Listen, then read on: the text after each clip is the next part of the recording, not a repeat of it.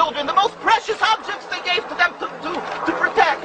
How could that be if they're our enemies, mortal enemies? Because they're not. It's not a religious conflict. That's a Zionist ploy of accusing everybody of being anti-Semitic. You want peace? You want to have a conference here of peace? Step back and look and read the facts. Not the facts that's been misconstrued by the Zionist propaganda. The facts that are realities. The facts on the ground. How we've been living for hundreds of years in Yemen, in Morocco, in Tunisia, in Palestine, in Egypt. What Arab land have not Jewish people been living together with Muslims without any human rights groups? Tell me what land the Jews did not live in harmony with the Muslims. In Iran, we have over 25,000 Jews there, thank God. Why? Because this is not a religious conflict.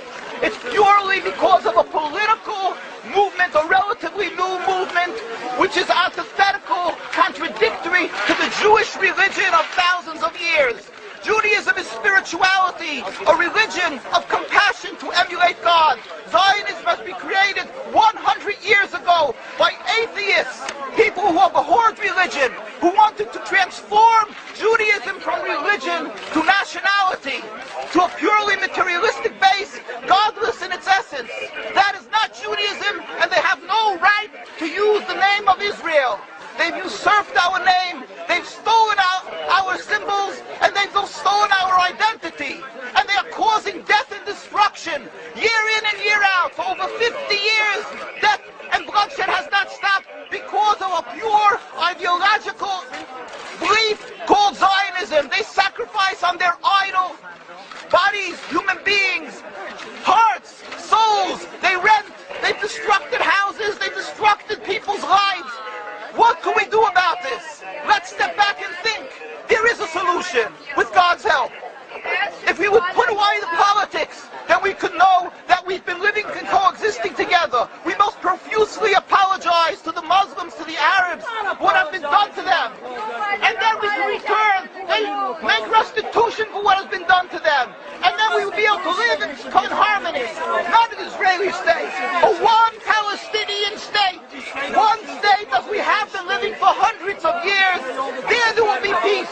And you will see that this 50 years has been a nightmare, a mirage, and nothing to do. Your fear-mongering, that's what Zionism does. It's panic, going into a theater and yelling, fire, fire, that's what Zionists do. We've been living with the Muslims. We've been living, yes, Ahmadinejad keeps on stating that he does not want to harm the Jews, but the Zionists keep on antagonizing them. Of course you don't, because you have an agenda. You want to further Zionism. You want enemies. You want enemies in order to be able to say you're protecting the Jews. We don't want enemies. We want to live in peace. We have been always living in peace with the Muslims, and we will, with God's help, continue to live with them in peace. We implore the participants in this conference, read, step back, study the history truthfully, and see what the true Jewish voice is of hundreds of thousands of Jews who are still true to their religion, whether they're living in Jerusalem, whether they're living in New York. What do these Jews in Williamsburg section of Brooklyn, hundreds of thousands of Jews who are the most God-fearing in the community, why are they all opposed to the state of Israel? Why is that one Israeli flag in Williamsburg, Brooklyn? These are the most God-fearing religious Jews. Why don't they fly an Israeli flag? They have hospital help. They have solo ambulatories and everything free of charge to help people. The most greatest charitable organizations. Why these compassionate people don't support the state of Israel? They don't go to Israel. Why not? Because they don't like Israel. Why not?